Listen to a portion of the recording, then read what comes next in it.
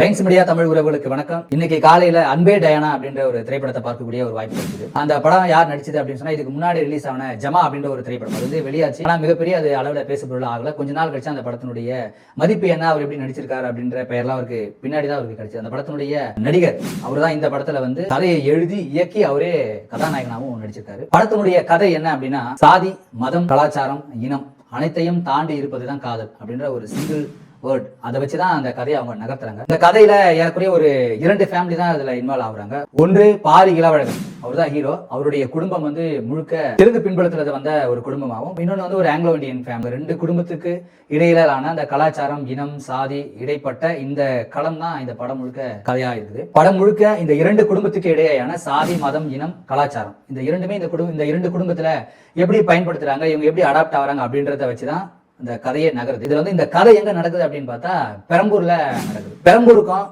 இந்த தெலுங்கு பேசக்கூடிய பாரி இளவழகன் அவருடைய குடும்பத்துக்கும் ஆங்கிலோ இந்தியன் பெண் ஹீரோயினா இருக்கக்கூடிய அவங்க குடும்பத்துக்கும் என்ன தொடர்பு, இது எப்படி உருவாச்சு அப்படின்றத கதையில கொஞ்சம் போக போக சொல்லுவாங்க. மெயினா வந்து ரோஜா அவர்கள் வந்து ஹீரோவுடைய அம்மாவா நடிச்சிருக்காங்க. அவங்க வந்து ஒரு 12-13 வருஷத்துக்கு அப்புறம் ஒரு கம்பேக் கொடுத்திருக்காங்க. அவங்க நல்லா நடிச்சிருக்காங்க. அவங்களுடைய கணவரா சேத்தன் அவரும் நடிச்சிருக்காரு. ஹீரோ பாரி இளவழகன். அவருடைய தம்பி கேரக்டர்ல சுதர்சன் அப்படின்ற ஒருத்தர் நடிச்சிருக்காரு. அவரும் நல்லா நடிச்சிருக்காரு. அவங்க அக்கா கேரக்டர்ல நடிச்சிருக்காங்க. அதுவும் நல்லா நடிச்சிருக்காங்க. இவங்க எல்லாருமே வந்து பரிச்சயமான ஆட்களா தான் நடிச்சிருக்காங்க. அந்த சைடு ஹீரோயின் கூட இருக்கிற ஒரு ஆங்கிலோ இந்தியன் ஃபேமிலி. இந்த படத்துல ஹீரோவுக்கு ஃப்ரெண்டா வந்து பரிதாபங்கள் கோபி நடிச்சிருக்காரு. அவர் வந்து ஒரு வித்தியாசமான ஒரு ஸ்லாங்க பேசுறாரு. இந்த ஸ்லாங் வந்து ஏற்கனவே புரிஞ்சவங்களுக்கு இது பெரிய பிரச்சனையா இருக்காது. ஏன்னா வட மாவட்டத்தில் இருக்கக்கூடிய தமிழர்கள் பெங்களூருக்கு வேலைக்கு போனாங்கன்னா அவங்க தமிழ் இப்படிதான். நிறைய பேருக்கு வந்து அந்த மாதிரியான பழகக்கூடிய நண்பர்கள் இருக்கிறாங்க அப்படின்னா அவங்களுக்கு வந்து இது பரிச்சயமா இருக்கும். புதுசா கேட்கறவங்களுக்கு ஒரு சிலருக்கு இது பிடிக்கலாம், ஒரு சிலருக்கு வந்து இது இரிட்டேட்டிங் பண்ற மாதிரியும் இருக்கலாம். இந்த கேரக்டர் வந்து படம் தொடக்கத்துல இருந்து படம் முடிகிற வரைக்கும் ஹீரோ கூடவே வருவாரு.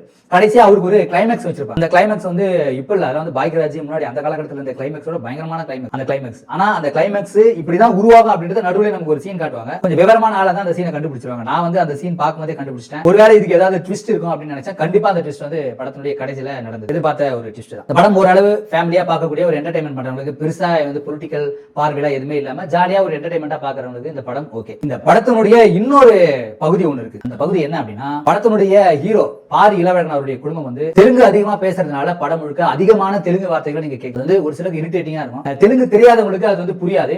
நிறைய அவங்க சொல்ல வர கருத்துக்களை வந்து பேச்சின் அடிப்படையில் நமக்கு எதுவும் புரியாது, மொழியின் அடிப்படையில தெரியாது. அவங்க அந்த சிச்சுவேஷனால நமக்கு புரிஞ்சுக்கலாம், அவ்வளவுதான். அதனால எனக்கு தெலுங்கு தெரியவில்லை அப்படின்றதுனால எனக்கு அது பெருசா கன்வே ஆகல. அது வந்து படம் முழுக்க அப்படிதான் இருக்கும். இதுல ஒரு சில டைலாக் பெரம்பூர்ல நடக்குது அப்படின்றத அவங்க சொல்றாங்க. ஆனா எனக்கு ஹர்ட் பண்ற மாதிரி ஒரு சொல்லாடல் அதுல இருந்தது. என்ன அப்படின்னா, இந்த தமிழ் பசங்களே நம்ப கூடாது அப்படின்னு ஒரு ஆங்கிலோ இந்தியன் பெண் வந்து சொல்லுவாங்க, ஹீரோயின் கிட்ட சொல்லுவாங்க. என்ன மேட்டரா, தமிழ் பசங்களை நம்ப கூடாது சரி, ஆனா ஹீரோ தமிழான்னு பார்த்தா கிடையாது. அது வந்து வீட்டுல எல்லாமே தெலுங்கு தான். கலாச்சாரம், அவங்க பேசுறது, அவங்க பிசினஸ் பண்றது எல்லாமே தெலுங்கா தான் இருக்கும். ஆனா அந்த பெண்ணுக்கு வந்து தமிழ் பசங்களை நம்ப கூடாது அப்படின்னு அந்த ஹீரோனுடைய ஃப்ரெண்ட் ஒரு கேரக்டர் சொல்லுவாங்க. அப்ப எனக்கு வந்து ஒரு இரிட்டேட்டிங் ஆச்சு. ஏன்னா சம்மதமே இல்லாத ஏன் வந்து இப்படி சொல்றாங்க அப்படின்னு.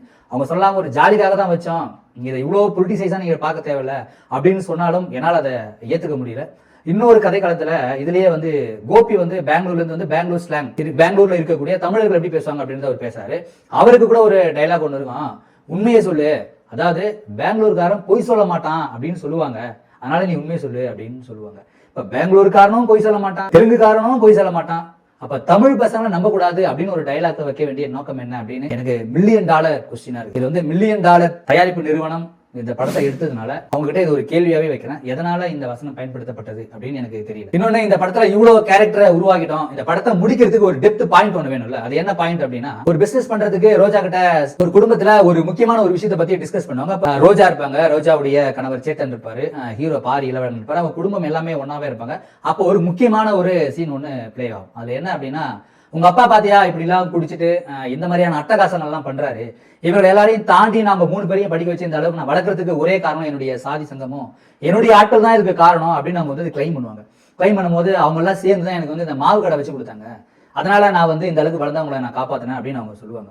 சொன்ன உடனே அதுக்கப்புறம் ஹீரோக்கு ஒரு டைலாக் ஒன்று கன்வெர்ட் ஆகும். டைலாக் என்ன அப்படின்னா, மாவு கடை வச்சு கொடுத்தது உங்க ஆட்களா இருக்கான், ஆனா மாவு வாங்கினவங்க யாரும் ஆட்கள் இல்லையேன்னு சொல்லுவாங்க. அப்ப தியேட்டர் ஒரு டைலாக்னால சாதி, மதம், இனம், கலாச்சாரம் அனைத்தையும் கடந்து காதல் வச்சு வச்சுதா அப்படின்னா அது $1 மில்லியன் கொஸ்டின் தான். அது படம் பார்க்கறவங்க தான் புரியும். ஆனால் அந்த இடத்தில் அந்த வசனம் வந்தது கொஞ்சம் மனசுக்கு ஆறுதலா இருந்தது. இதையும் தாண்டி பெரம்பூர்ல ஒரு கதைகளத்தை அவங்க எடுக்கிறாங்க அப்படின்னா, உண்மையிலேயே பெரம்பூர்ல யார் இருக்காங்க, உண்மையிலேயே தமிழ்நாட்டுல வட மாவட்டத்துல யார் இருக்காங்க அப்படின்றத நீங்க கதையா பண்ணணும். அப்படி இல்ல இது எங்கேயோ நடக்குது அப்படின்னு சொன்னா கடைசியா அதை எடுத்துன்னு வந்து வேற தவறா ஏதாவது சொல்றதுக்கு ப்ரொமோஷன் பண்றதுக்கு மட்டும் இந்த மாதிரி தமிழ் சொல்லாடலை பயன்படுத்துறது அது ஏற்றுக்கும்படியா இல்லை.